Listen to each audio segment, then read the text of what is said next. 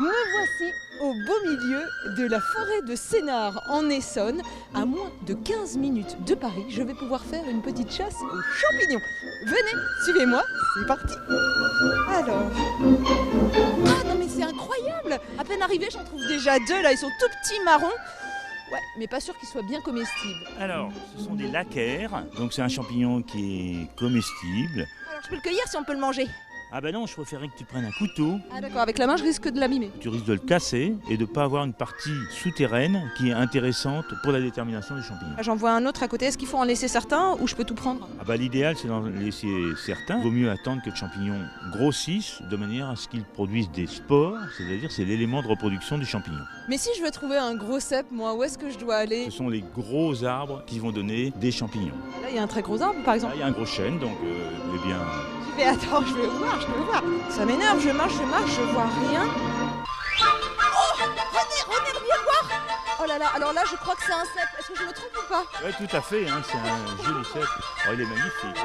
Oh, Celui-là n'existait pas hier. Je pense qu'il a poussé dans la nuit, ça pousse en combien de temps un champignon en moyenne? en quelques heures. On peut penser que ce champignon-là, tu vois, a été donné par le gros chêne qui est là. Donc on va essayer de tourner autour de cet arbre, toujours à la même distance par rapport au chêne. Alors, voilà, je vois rien.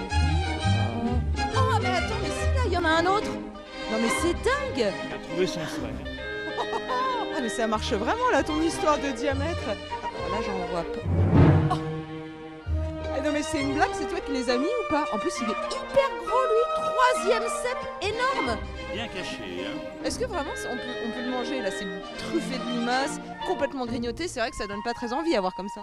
Bon, je pense que la majorité des gens les mangeraient. Et là, dans cette forêt, je vais trouver quoi comme très bons champignons? Quelques girolles en automne, hein. On va trouver des coulmelles là maintenant en quantité, des trompettes de la mort, mais on peut trouver des champignons au printemps, comme les morilles par exemple. On peut trouver des pleurotes qui poussent sur les arbres. Et ça, c'est à peu près le seul champignon qu'on peut trouver quand il fait froid. Est-ce que j'ai le droit comme ça de ramasser des tonnes de champignons en toute légalité? Est-ce qu'il n'y a pas un quota quand même à respecter? Il y a une tolérance dans les forêts domaniales où nous sommes ici, qui est de 5 litres. Ça correspond environ à 3 kilos par personne. Comment reconnaître là dans la forêt les champignons les plus dangereux? Là par exemple j'en vois deux jaunes qui m'ont l'air tout à fait quelconques comme ça. Ce sont des amanites phalloïdes. C'est le champignon qui tue en France le plus de personnes. 2 à 3 personnes tous les ans. Et là tu as remarqué une recrudescence de personnes intoxiquées aux champignons en Ile-de-France? Je pense qu'on peut tourner autour de 500 intoxications tous les ans. L'amanite phalloïde est un champignon avec un chapeau un petit peu jaune olivâtre, un petit peu verdâtre, hein, et à la base du pied, une espèce de gros sac